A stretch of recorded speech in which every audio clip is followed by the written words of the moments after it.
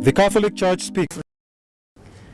Dear people of God and all people of goodwill, we, the Catholic bishops of Kenya, give thanks to God for the relative peace that continues to prevail in our nation. We commend the people of Kenya for their resilience and patience in the face of prolonged economic hardship, widespread unemployment, and rising social pressures. This spirit of perseverance speaks to the moral and spiritual strength of our nation. As we thank God for the relative peace that prevails, we reiterate that justice and peace are intimately connected. Authentic peace cannot exist where justice is denied or human life is threatened. Peace is not merely the absence of war. It is founded on truth, built up in justice, nurtured and animated by charity. Gaudium et Spes, number 78. We cannot therefore overlook the increasing signs of stress in our country. The frustration the young people are venting is an expression of a deep and serious concern shared by most Kenyans.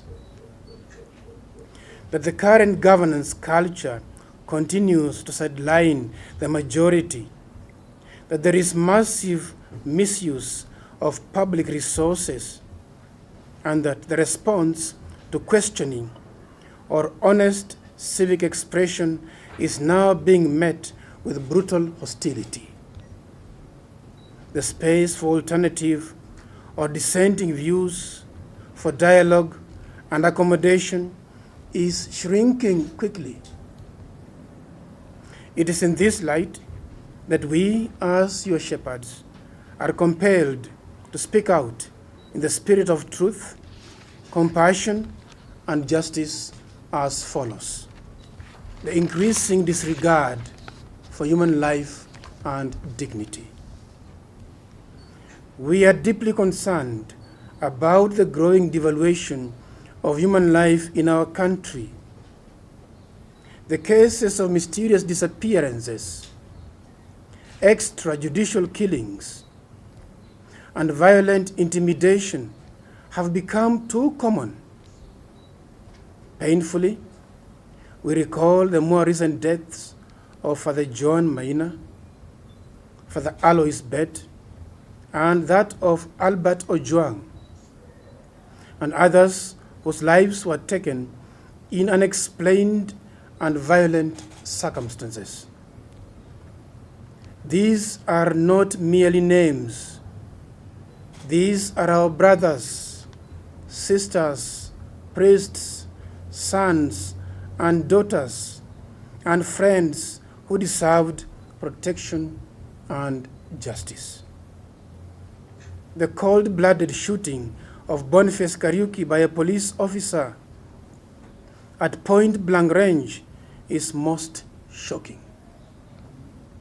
Security officers are sworn to protect, not to harm. When those charged with upholding law and order become the source of fear and injustice, it signals a moral crisis in the state.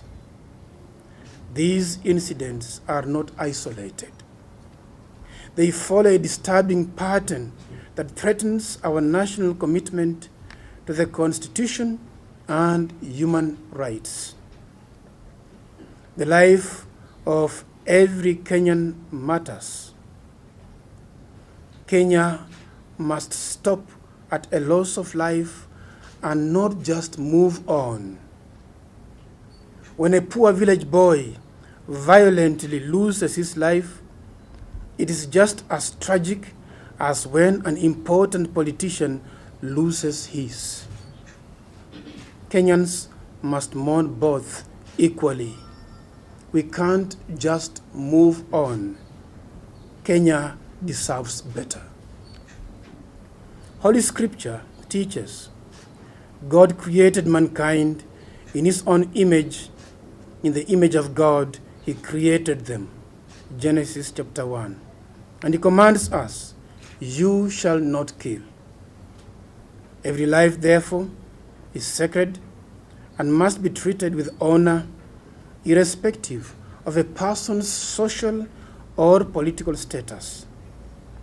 Even criminals' lives are in God's hands and not ours to dispense with at will. The Catholic Church speaks